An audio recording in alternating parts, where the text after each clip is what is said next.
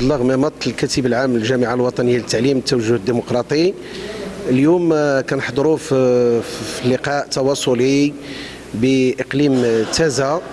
من تنظيم المكتب الاقليمي للجامعه الوطنيه للتعليم في شان المستجدات الساحه التعليميه بعد اتفاق 14 يناير 2023 وموقف الجامعه الوطنيه للتعليم في هذا الاطار. اذا نحن كجامعه وطنيه للتعليم عبرنا عن الرفض ديالنا للاتفاق ديال 14 يناير 2023 على اعتبار ان هذا الاتفاق في شموليته لا يرقى لتطلعات نساء ورجال التعليم، ورفضناه على اعتبار أنه لا يشكل جديدا بالنسبة للعروض التي قدمتها الوزارة في آخر لقاءات معها يوم 2 دجنبر 2022، حيث عبرنا كنقابات عن الرفض ديال العرض. إذا في 14 يناير تفاجأنا بهذا العرض الذي لم يتم التجويد ديالو والتطوير ديالو بناء على البيانات ديال التنسيق الخماسي، وكذلك على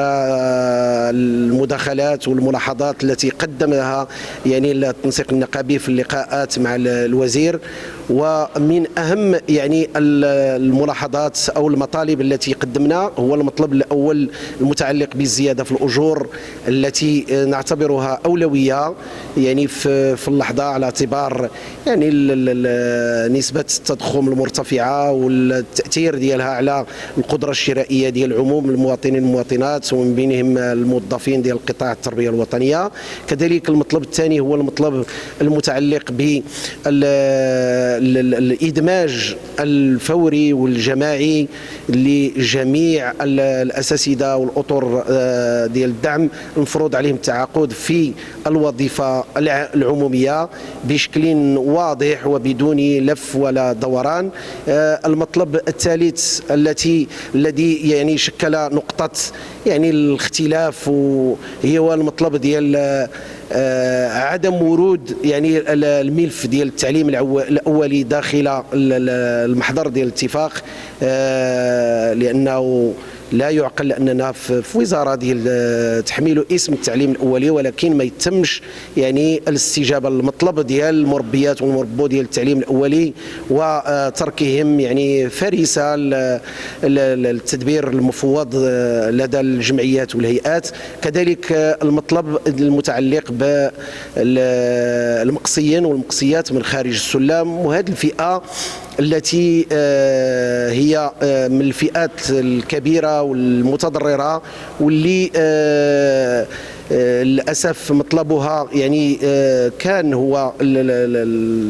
يعني الترقية إلى خارج السلم أو الدرجة الممتازة بأثر رجعي إداري ومالي ابتداء من 2011، لكن الوزارة يعني رفضت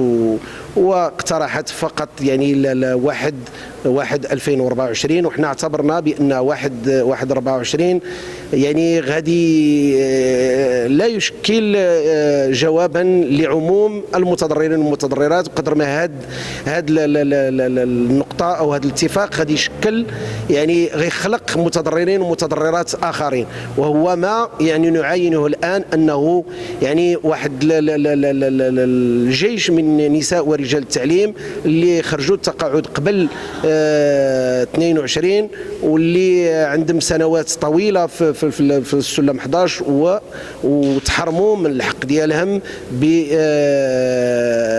الاتفاق. كذلك الفئات يعني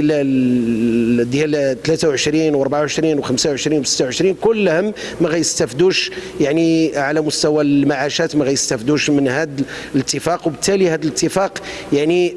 لا يستجيب لهذه الفئة ديال المقصيين، واللي بالمناسبة المقصيين والمقصيات لا زالوا يعبرون عن رفضهم لهذا الاتفاق في هذا الباب ويحتجون. وحنا بالنسبة لنا نعبر عن الدعم ديالنا للتنسيقية الوطنية للأساتذة والأستاذات المقصيين والمقصيات من خارج السلم. كذلك الملف ديال الزنزانة 10 واللي فيه يعني كذلك واحد العدد مهم من نساء ورجال التعليم اللي متضررين من الترقية إلى السلم 11 رغم أنهم قضوا سنوات يعني في العمل في القطاع وتوظفوا بالسلم تسعود. اذا الطرح او العرض ديال الوزاره يعني عرض عام وشامل وماشي دقيق، وبالتالي هناك تخوف كبير ديال هذه الفئه من عدم يعني الانصاف ديالها، وبالتالي خلق يعني متضررين جدد. وبالتالي حنا كنأكدوا على ان المطلب ديالنا هو ترقيه ديال جميع هاد الافواج ديال هذه الفئه اللي كيبتدئوا من 1995 حتى ل 2013، وبالانصاف ديالهم يعني بالاثر الرجعي الاداري والمالي. كذلك الملف ديال الاساتذه المبرزين اللي كنعتبروا هذه الفئه كذلك متضرره وما تمش الانصاف ديالها، لا على مستوى اخراج النظام الاساسي الخاص اللي كان متفق عليه في الاتفاق ديال 19 افريل 2011، ولا على مستوى الدرجه الجديده، ولا على مستوى التعويضات التكميليه اللي وردت في الاتفاق ولكن ما كنعرفوش الحجم ديالها. كذلك بالنسبه للملف ديال الدكاتره العاملين بقطاع التربيه الوطنيه، هذا ملف كذلك اللي تم الاتفاق عليه في الاتفاق ديال 18 يناير، ولحدود اللحظه يعني مازال لم يتم الاجراء ديالو. بالتالي ملف يعني احنا كنأكدوا على انه خص ترقيه لتغيير الاطار لجميع الدكاتره والدكتورات اللي عاملين بقطاع التربيه الوطنيه، يعني ابتداء باثر رجعي اداري ومالي ابتداء من 2012. كذلك الملف ديال اطر التوجيه والتخطيط اللي ملف يعيش يعني مظلوميه كبيره وما تمش الانصاف ديال هذه الفئه، لا على مستوى التعويضات ولا على مستوى يعني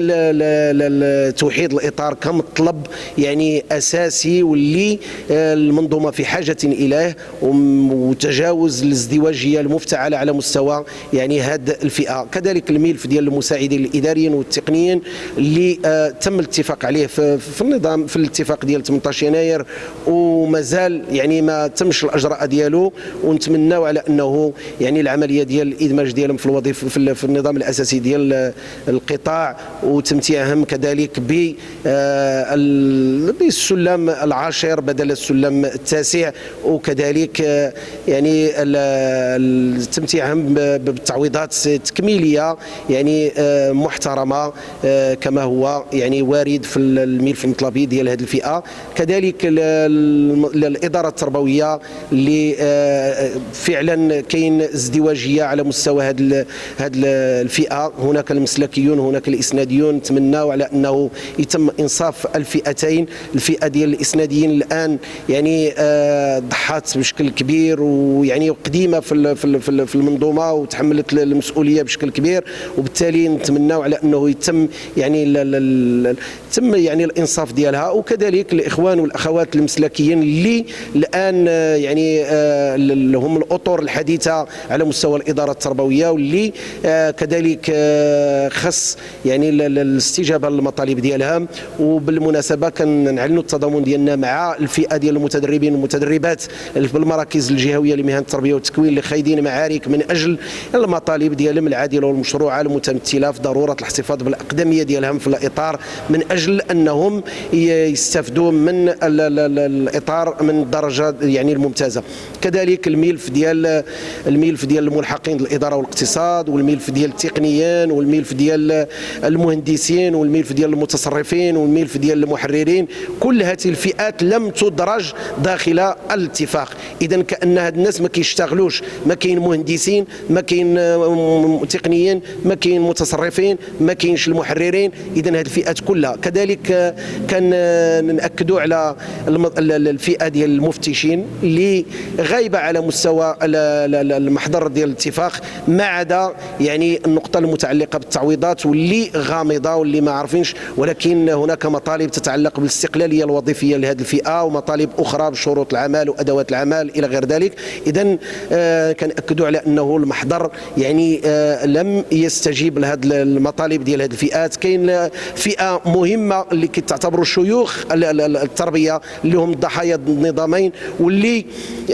يعني لا اللي الضحايا ديال المرسوم ديال بين 2012 و2015 2015 واللي العدد ديالهم تقريبا واحد 154 حاله اللي كنطالبوا بضروره الاسراع بتسويه الملف ديالهم، وكذلك يعني الناس اللي خرجوا من قبل 2012 واللي يعني لم تبقى لهم الا بعض يعني الاشهر او السنوات عن يعني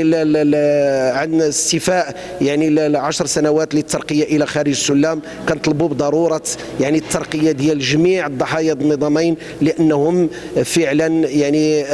لم يستفيدوا من المرسوم ديال 2019 اللي تم فيه التسويه ديال الملف ديال الضحايا، ولكنه انتج ضحايا اخرين هو ما نعاينه الان في مجموعات يعني اللي محتجه امام الوزاره. اذا هذه مجمل الملفات التي يعني نعتبر يعني نفسنا اننا يعني رفضنا التوقيع على المحضر ديال الاتفاق، لانه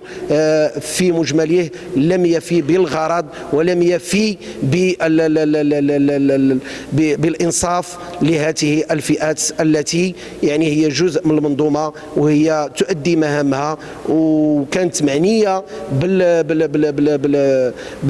بالحوار في اطار الحوار طرحت الملفات ديالها ولكن لم يتم التجاوب عليها. اذا مره اخرى كنأكدوا على ان الجامعه يعني تعلن الدعم ديالها لجميع النضالات ديال الفئات كامله اللي الان خايضه معارك على المستوى المركزي وعلى المستويات الجهويه والمهنيه، وكنعبروا على الرفض ديالنا لكل اشكال التضييق والزجر والترهيب اللي كتمارسها المديريات الاقليميه والاكاديميات بامر من الوزاره في شان كل الاساتذه والاستاذات اللي الان خايدين معارك ديال عدم التعبئه ديال النقاط على مسار، وكنجدوا الدعم ديالنا لهم ونؤكد على ان يعني الجواب يعني الحقيقي والمنصف اللي يمكن تعطيه الوزاره لهذا القطاع والمشاكل ديالو هي الحوار الحقيقي والبناء والمنصف والمنتج والعادل لكل الفئات بكل اصنافها. وشكرا.